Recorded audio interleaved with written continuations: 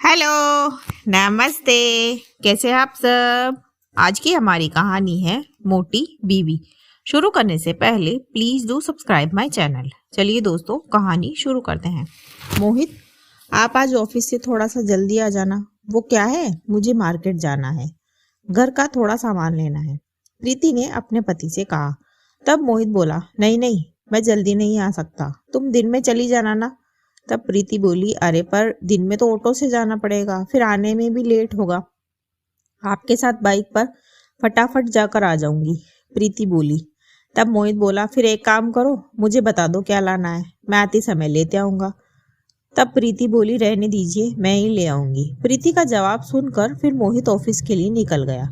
फिर लता जी, प्रीति की सास, बोली, अरे जब वो तेरे साथ नहीं जाना चाहता तो बार बार क्यों बोलती है।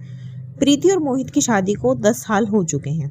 उनके 2 जुड़वा बेटे हैं, लव और कुश, जिनकी उम्र 6 साल है। इसके अलावा उसकी फैमिली में उसकी सास लता जी और उसकी एक नंद भी है, दीप्ति। अब बच्चों को जन्म देने के बाद से प्रीति का वजन काफी बढ़ गया है। पहले वो 55 किलो की थी, अब उसका वजन 75 किलो हो चुका है। दरअसल बच्चों के समय उसे थायराइड भी हो गया था, जिसके कारण उसका वजन काफी बढ़ गया है। पर कुछ दिनों से प्रीति देख रही है कि मोहित उसके साथ कहीं भी जाने से कतराता है, या तो जाएगा ही नहीं, और अगर जाना पड़े तो वो प्रीति से काफी दूर खड़ा रहता है।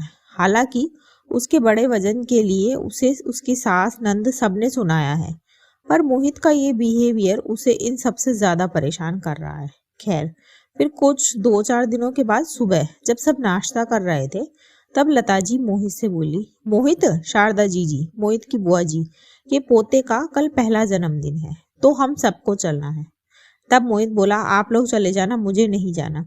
फिर दीप्ति बोली, अरे क्यों नहीं जाना।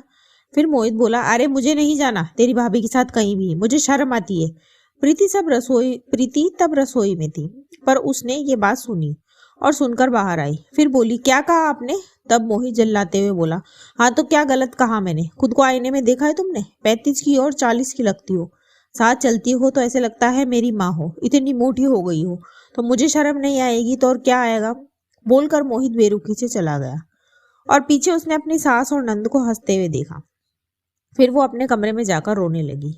फिर कुछ देर बाद वो उठी और खुद को आईने में देखने लगी और खुद से ही बोली, प्रीति, अब कुछ भी हो तुझे ये वजन कम करना ही होगा। फिर अगले दिन से उसने जल्दी उठना शुरू किया।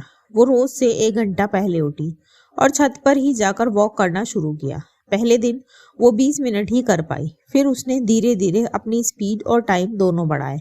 फिर वॉक के साथ उसने फोन से देखकर कुछ एक्सरसाइज भी करी। फिर 1 महीने बाद उसने शाम को भी वॉक करना शुरू किया और साथ में अपने खाने पीने में थोड़ा सा बदलाव किया, मतलब मीठा अवॉइड किया, रोटी कम और सैलेड वगैरह ज्यादा लेने शुरू किए। 3 महीनों में ही उसे फर्क दिखने लगा, पर अब भी मंजिल दूर थी।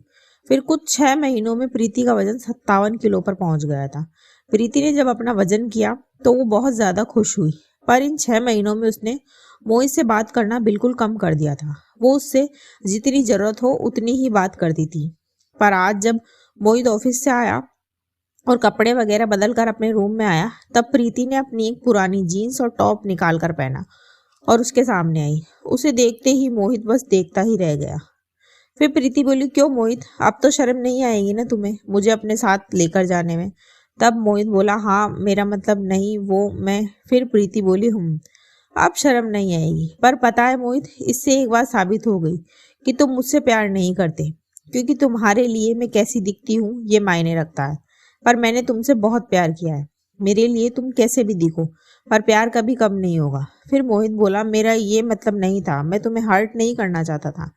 तब प्रीति बोली, नहीं नहीं, अगर तुम मुझे हर्ट नहीं करते तो आज ये सब नहीं होता, मैं अपने उसी भारी शरीर को लेकर बैठी होती। तुमने मुझे हर्ट करा तभी तो मैं खुद को पा पाई हूँ, मैंने खुद पर काम करा है, पर इस खुद को पाने में हमारा रिश्ता खो गया। खैर छोड़ो, पर मियाँ बीबी का रिश्ता ना जन्मों का होता है, उसमें इतनी ईमानदारी तो होनी चाहिए कि आप उसकी इंसल्ट ना करें, बल्कि अगर कुछ कहना हो तो अलग से कह दे। तुम अगर मुझे ये बात अकेले में बोल देते ना कि प्रीति मुझे तुम्हारे साथ जाने में शर्म आती है, तो मैं खुद ही तुम्हारे साथ कहीं नहीं जाती। बोलकर प्रीति चुप हो गई। फिर मोहित के पास भी कोई जवाब नहीं था। दोस्तों, बाहरी सुंदरता तो कुछ दिनों की होती है, इसी मैसेज के साथ कहानी यहीं ख़त्म होती है।